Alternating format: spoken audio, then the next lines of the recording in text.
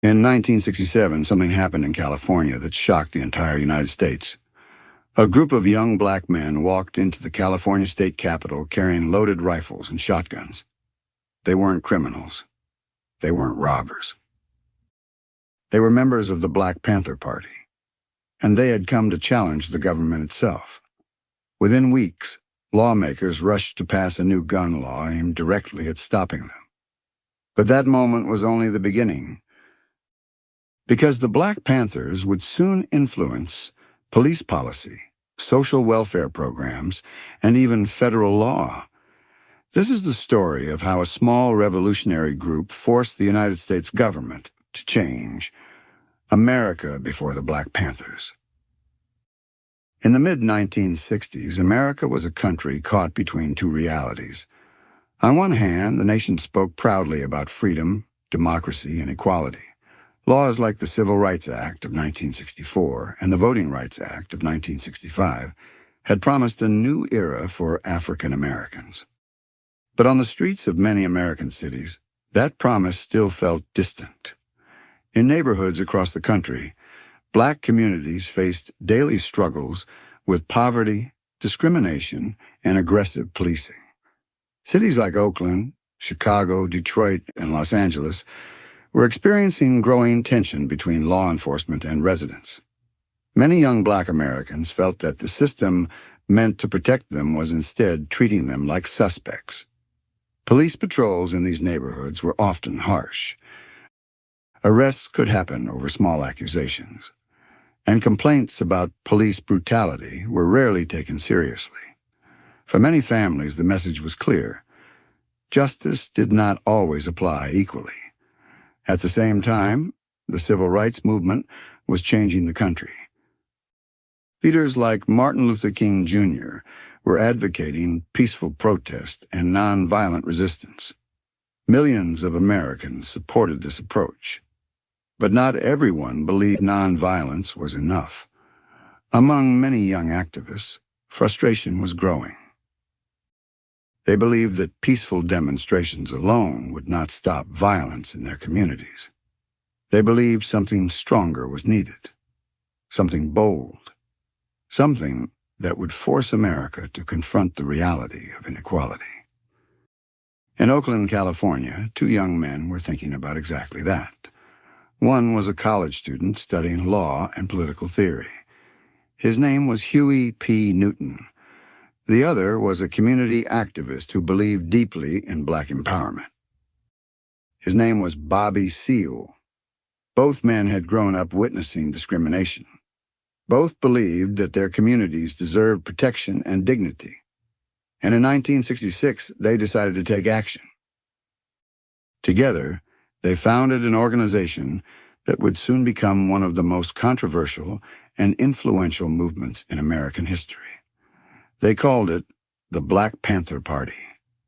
At first, almost no one outside Oakland had heard of them.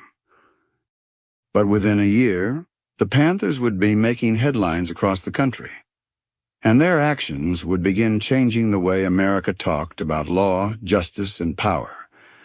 The story of the Black Panthers had begun, and the nation was about to feel their impact. The birth of the Black Panther Party. In October of 1966, in the city of Oakland, California, two young activists sat together discussing the future of their community. Both men had spent years studying politics, history, and law. Both believed that the struggle for equality in America had reached a turning point. Their names were Huey P. Newton and Bobby Seale.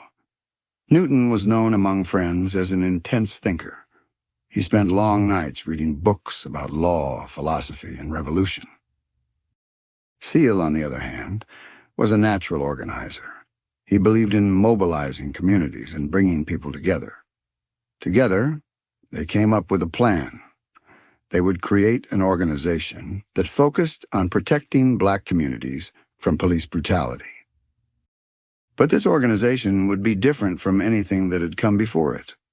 Instead of relying only on protest marches or speeches, they would focus on community defense and political education, and they would make sure every member understood their legal rights. The organization they founded was called the Black Panther Party for Self-Defense. The name itself carried a powerful message.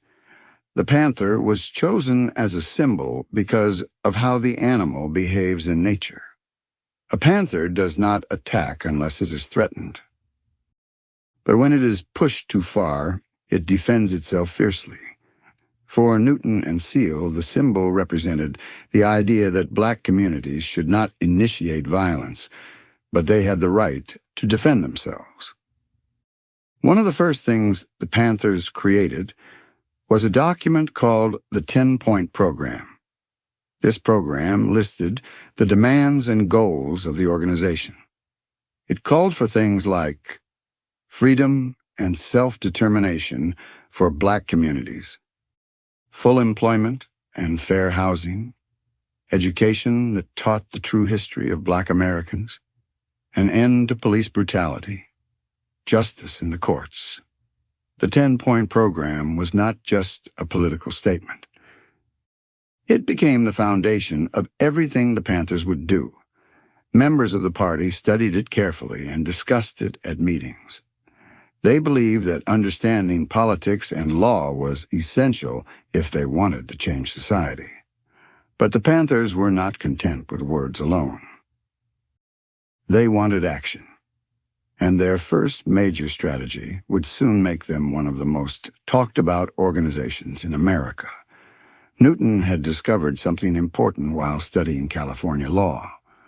At the time, state law allowed citizens to carry loaded firearms in public as long as they were not concealed. This meant that it was completely legal to openly carry rifles or shotguns. Newton realized that this law could be used as a form of protest.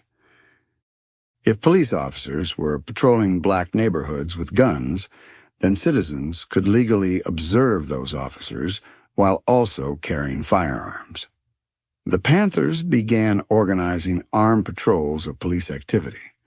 Whenever police stopped someone in the neighborhood, Panthers would arrive at the scene. They would stand nearby with rifles slung over their shoulders and law books in their hands. They would not interfere with arrests. They would not threaten officers. Instead, they would watch carefully and read the law aloud to remind officers of citizens' rights. To many residents, this was the first time they had ever seen someone stand up to police authority. For some, it felt empowering. For others, it felt dangerous. But there was no question about one thing. The Black Panther Party had just changed the atmosphere of Oakland. Word about the Panthers began spreading quickly. New members joined the organization. Local newspapers started writing about them. And soon the Panthers would attract national attention. Because their armed patrols were about to collide directly with American politics. And that collision would lead to one of the most dramatic protests in U.S. history. Armed patrols that shocked America. By early 1967, the activities of the Black Panther Party were beginning to attract serious attention. Their patrols of police activity had become a regular sight in Oakland neighborhoods. When police officers stopped a black resident on the street, Panthers often appeared nearby within minutes. Dressed in black leather jackets and berets, they stood calmly at a distance, watching every move. Some carried law books. Others carried rifles or shotguns. But they followed the law very carefully. The weapons were never pointed at officers. They were simply carried openly, which at the time was completely legal under California law. The purpose of the patrols was simple. The Panthers believed that if police knew they were being watched, they would be less likely to abuse their power. Members were trained to observe quietly and record what happened. If officers violated the law or used excessive force, Panthers would challenge them verbally by citing legal statutes. This strategy quickly gained attention. Many residents of Oakland's black communities supported the Panthers. For them, the patrols offered something they had rarely seen before: accountability. For the first time, Police officers were the ones being observed. However, the reaction from authorities was very different. City officials and police leaders saw the Panthers as a serious threat to public order. The image of armed black activists monitoring police activity was something many politicians had never imagined. Local newspapers began running dramatic headlines about the Panthers. Television cameras soon arrived in Oakland to capture footage of armed patrols. Across the United States, Americans were watching something new unfold. Some viewers admired the Panthers' boldness. Others were deeply alarmed. To critics, the sight of young black men carrying rifles in public suggested revolution. To supporters, it suggested self-defense. Either way, the Panthers had achieved something important. They had forced the nation to confront the issue of police brutality. Even politicians who disagreed with their methods were now discussing the problem publicly. And the Panthers themselves were gaining confidence. Membership in the organization was growing rapidly. Chapters began appearing in other cities. Young activists from Chicago, Los Angeles, and New York contacted Oakland, asking how to start their own Panther groups. But the more visible the Panthers became, the more pressure they faced from political leaders. Many lawmakers believed the armed patrols had to be stopped. In California, one politician in particular decided to act. His name was Don Mulford. Mulford introduced a new bill that would make it illegal to carry loaded firearms in public places. Although the bill was presented as a public safety measure, everyone understood its real purpose. It was aimed directly at the Black Panthers. When Panthers heard about the proposed law, they realized something important. If the bill passed, their patrol strategy would end.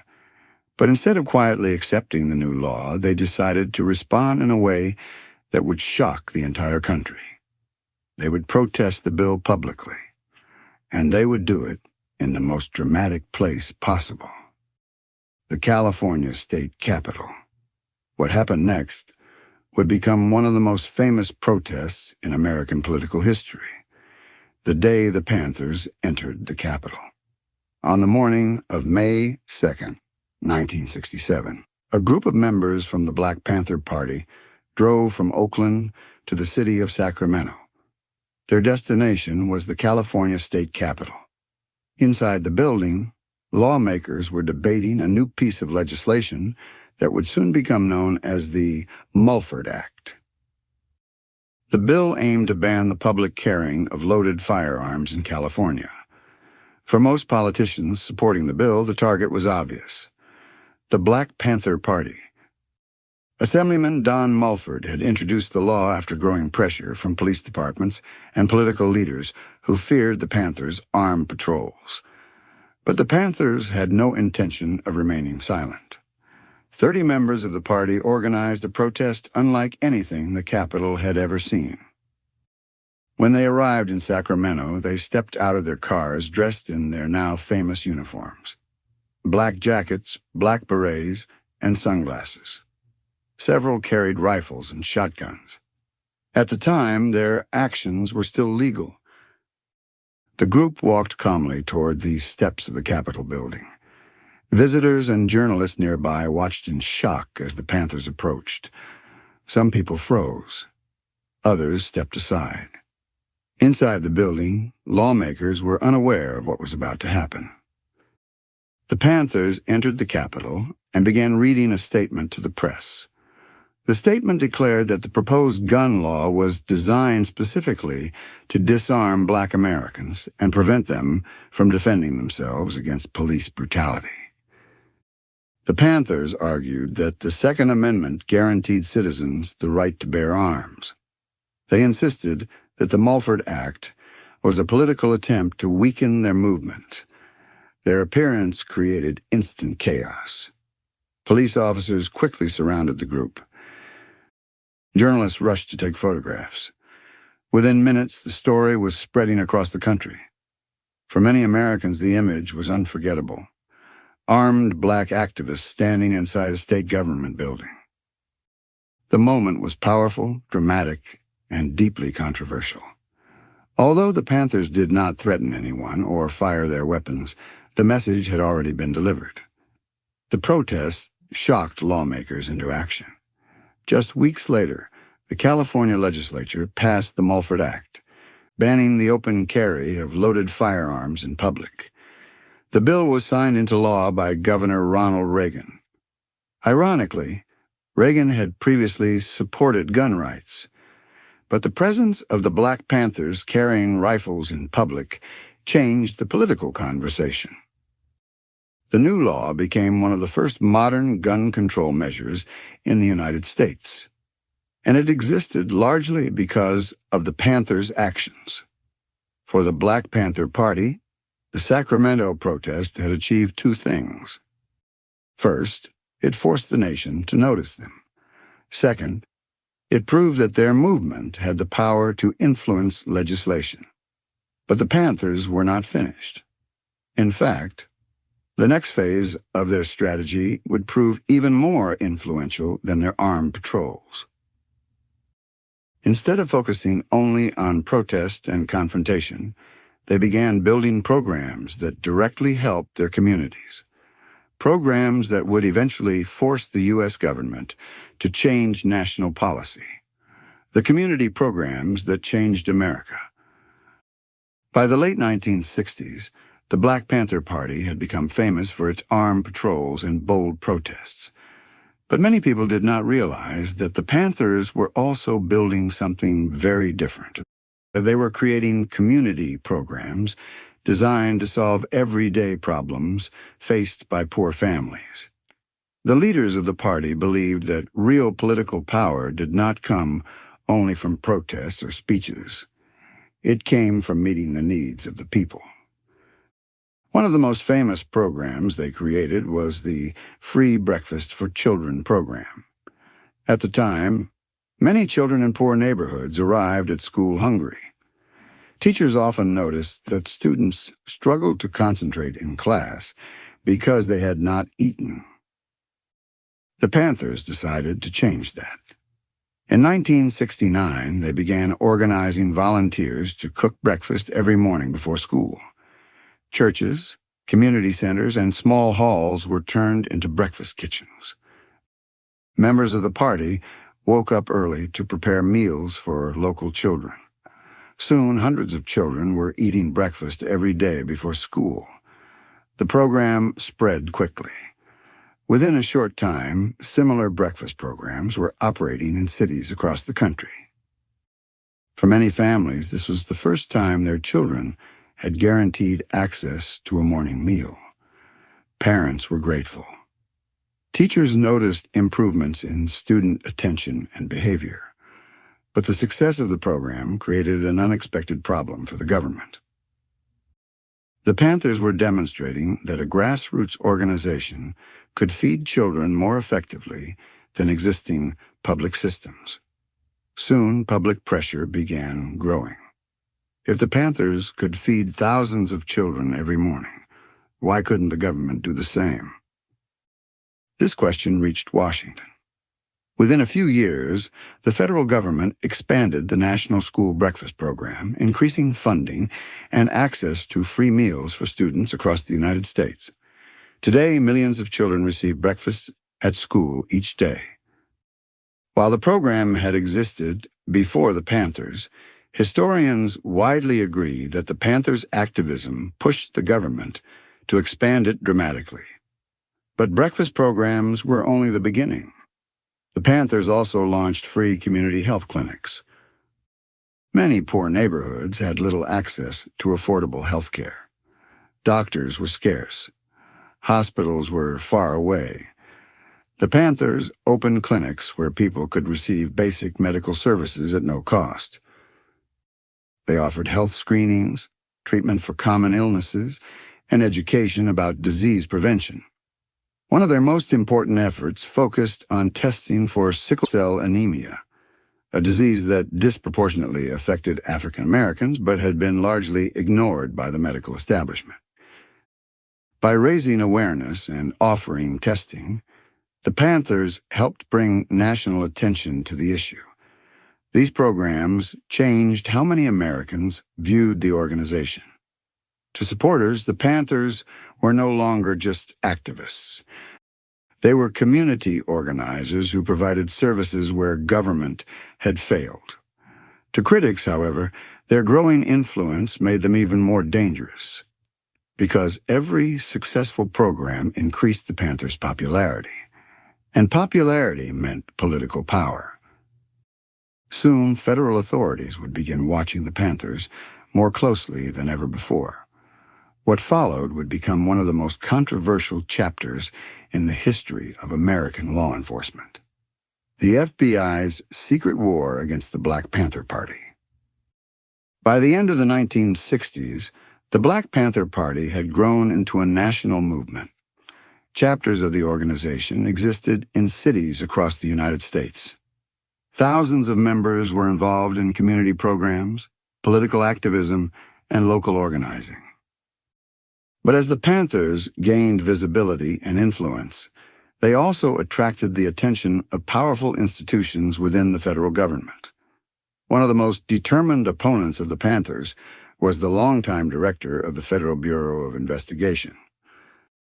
His name was J. Edgar Hoover.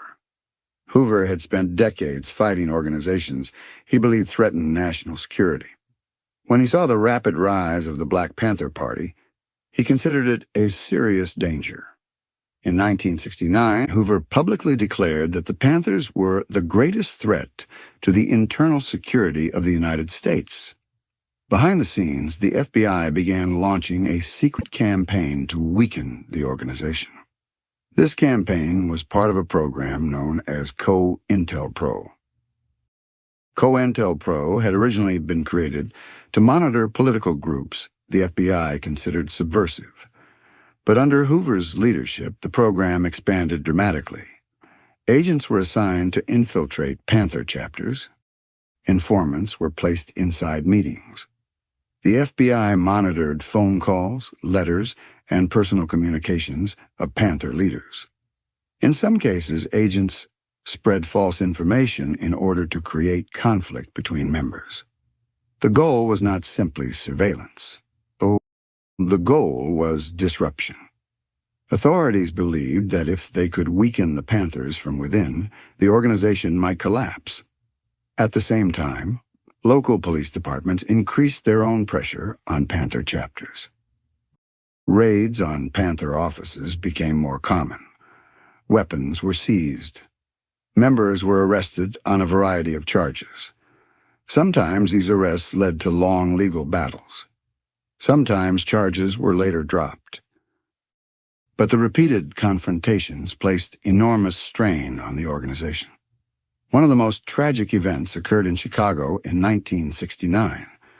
During a police raid on an apartment used by members of the Illinois Panther chapter, a young leader named Fred Hampton was killed. Hampton had been only 21 years old.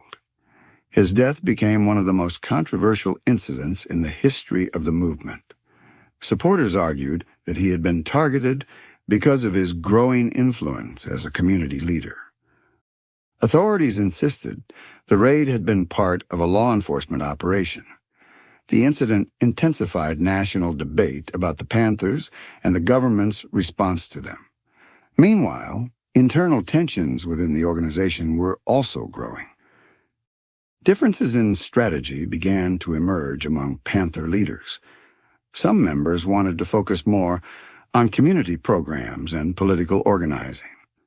Others believed the movement needed to remain militant in order to challenge systemic injustice. These disagreements gradually weakened the unity that had once made the Panthers so powerful.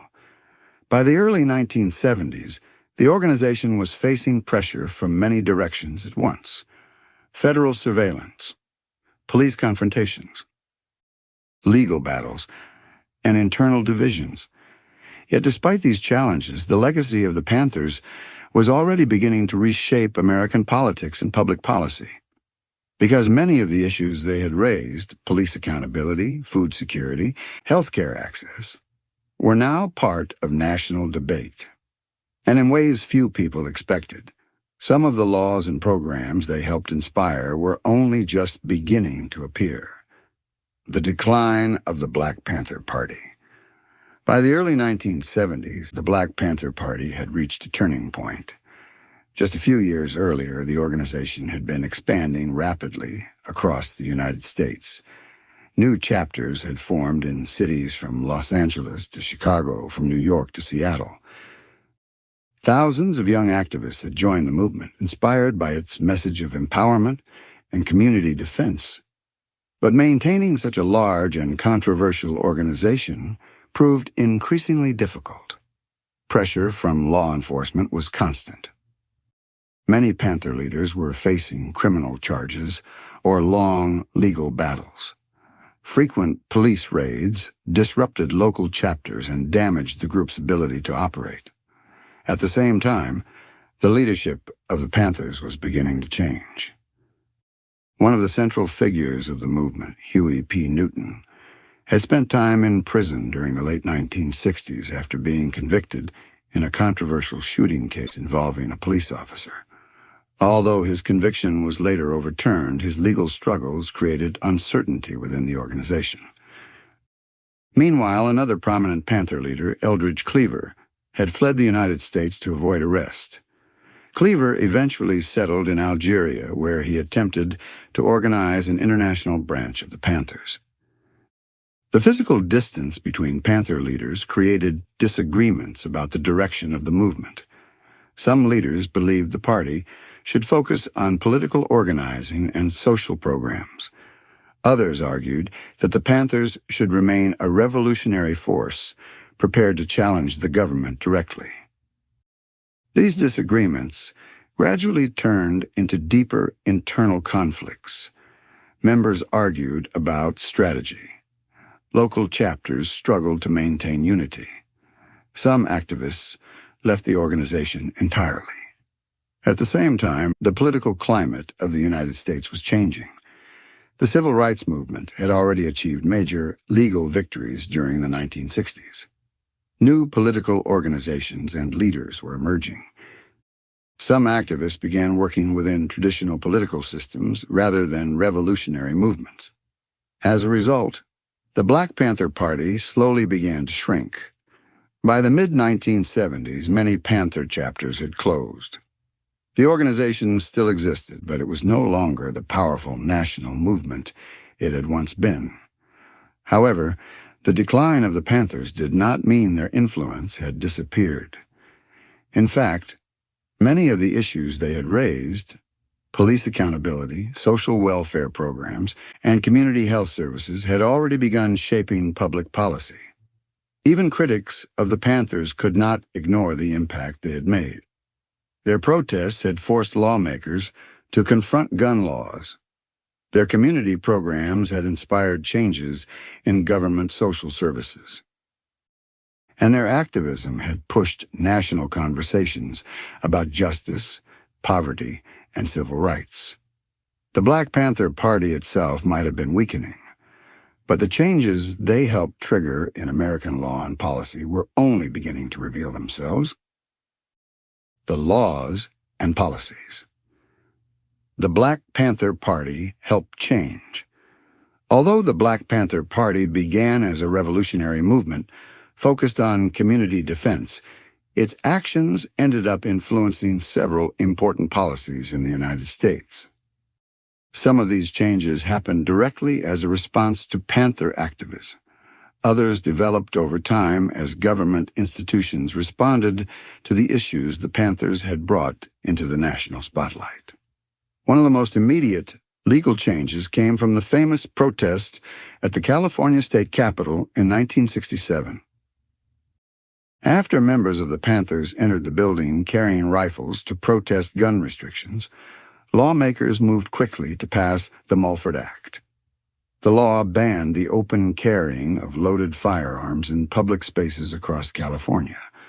At the time, many politicians openly admitted that the bill was designed to stop the Panthers' armed patrols. The act was signed into law by Governor Ronald Reagan. Ironically, this moment became one of the earliest examples of modern gun control legislation in the United States. But gun laws were not the only policies influenced by the Panthers. Perhaps the most lasting impact came from their community programs. The Free Breakfast for Children program demonstrated something that government agencies could not ignore. Children who received regular meals performed better in school.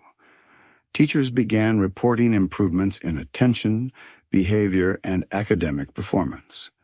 As public attention grew, pressure mounted on government officials to address the issue of child hunger.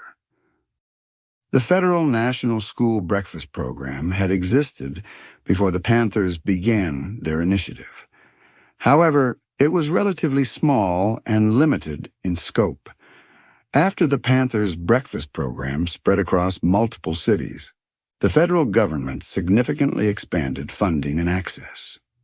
Today, millions of students across the United States receive breakfast at school every day. Many historians believe that the visibility of the Panthers program played a major role in accelerating this expansion.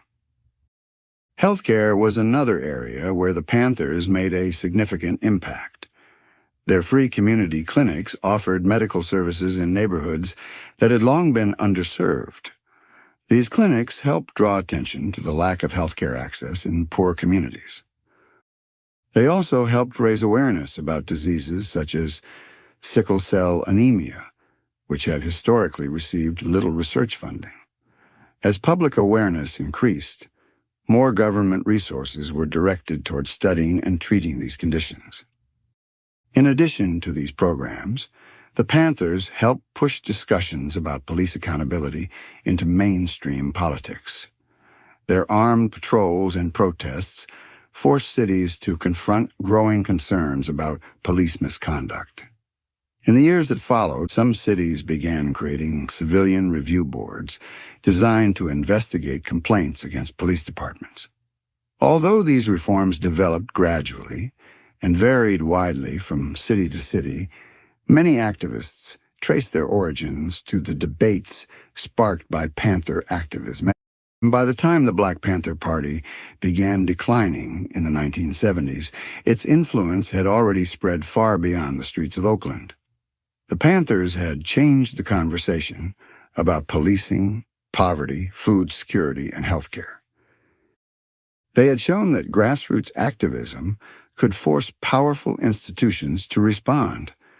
And although the organization itself would eventually fade, its impact on American society would continue to shape public policy for decades. The lasting legacy of the Black Panther Party.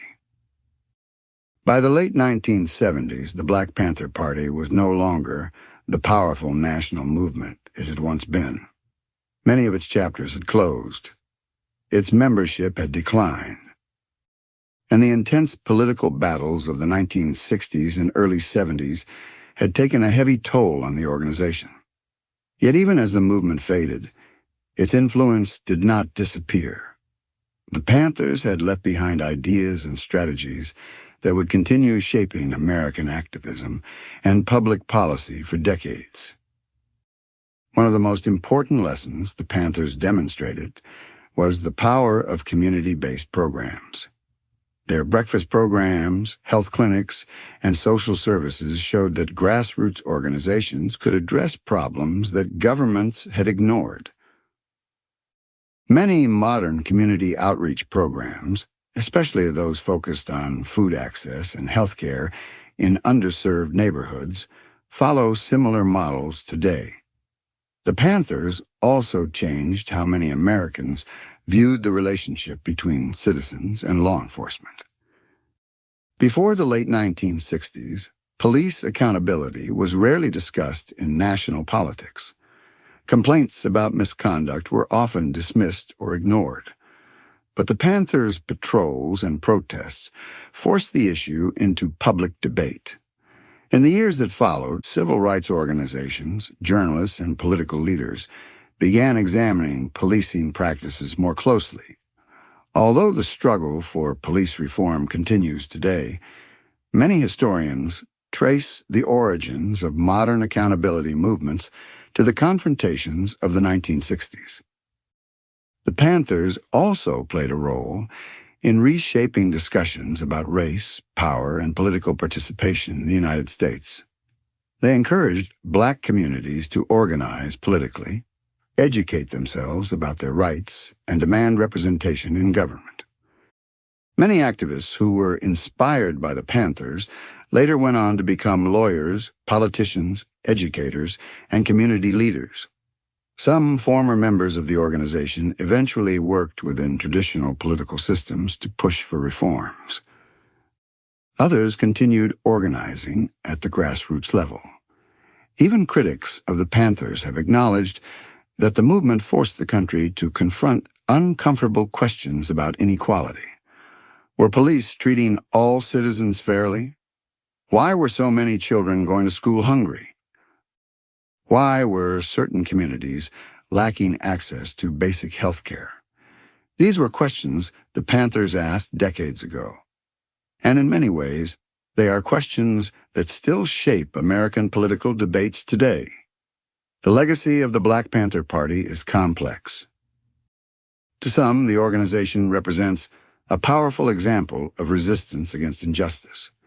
To others, its militant rhetoric and confrontations with authorities remain controversial. But regardless of where people stand politically, historians generally agree on one point. The Panthers changed the national conversation. Their activism influenced laws, inspired social programs, and forced the United States to examine its own systems of power and inequality. The movement that began with two young activists in Oakland grew into one of the most influential and debated organizations in American history. And in doing so, it proved that even a small group of determined individuals can leave a lasting mark on the laws and institutions of a nation. The story of the Black Panther Party remains one of the most debated chapters in American history. To some, they were revolutionaries who challenged injustice and forced the nation to confront uncomfortable truths about power, policing, and inequality. To others, their methods and confrontations with authorities made them one of the most controversial movements of the 20th century. But regardless of where one stands, their impact cannot be denied. From changes in gun laws to the expansion of school breakfast programs and the national conversation about police accountability, the actions of the Black Panthers left a lasting mark on American law and society. History often remembers moments that challenged the system, and the Panthers were undeniably one of those moments. Thank you for watching. If you enjoy exploring hidden, controversial, and powerful moments from history, be sure to subscribe to Ashen Truths. Because sometimes the stories that shape our world are the ones history tried to bury.